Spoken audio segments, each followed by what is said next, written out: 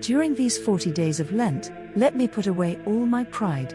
Let me change my heart and give up all that is not good in me.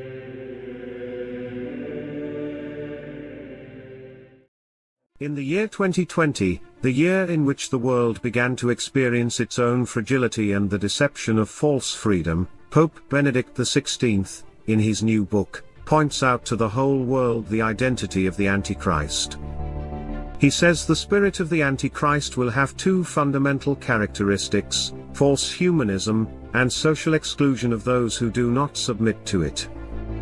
What few people are aware of is, Our Lady at Medjugorje, in the early days of the apparitions, revealed a prophecy to the visionaries that speaks precisely to Pope Emeritus' description of the spirit of the Antichrist, a spirit that is now beginning to rule the world.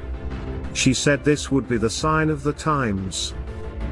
In October of 1981, Our Lady revealed this astonishing prophecy. She said, "The West, including the United States, will make civilization progress but without God and will act like their own creators." Theologians describe this prophecy as a warning that the spirit of the Antichrist will emerge from the West and that the reign of modern technology and the dominance of a false humanism will be the sign of its arrival. Can there be any doubt that we have reached that point in the world? Our Celestial Mother told the visionary Mariana, "Go on the streets of the city, count those who glorify God and those who offend him." God can no longer endure that. In an historical homily on July 3, 2020 in Medjugorje, Father Ivan Duganzik spoke of Pope Benedict's concerns within the context of Our Lady's prophecy, saying to those gathered at Mass, "Our Holy Father, Benedict XVI, in the last chapter of his new book, described the spiritual stage of this world today, with great seriousness.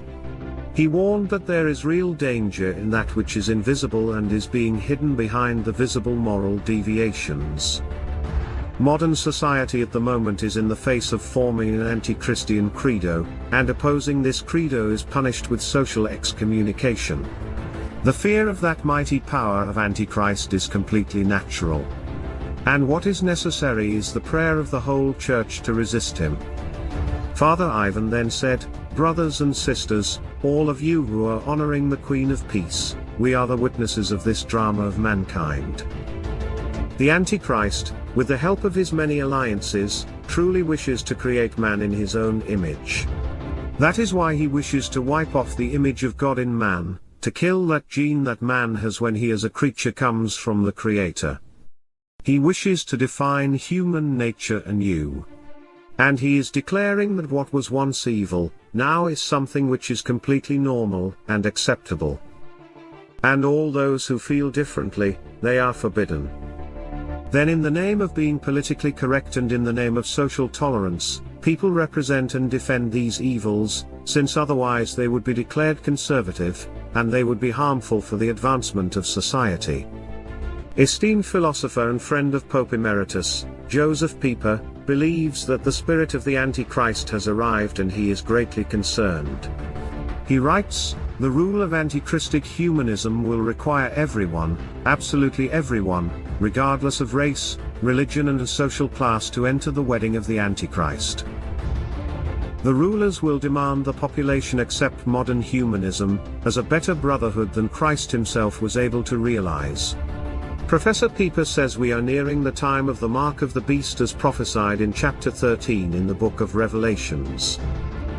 He says that those who refuse to enter the wedding of the Antichrist, those who refuse to receive the mark of the beast on the hand and forehead will, like the Bible says, be unable to buy or sell. As we witness the global rise of the spirit of the Antichrist, we can now clearly see that Our Lady's prophecy that the West will reject God and replace it with a false humanity, is unfolding before our eyes.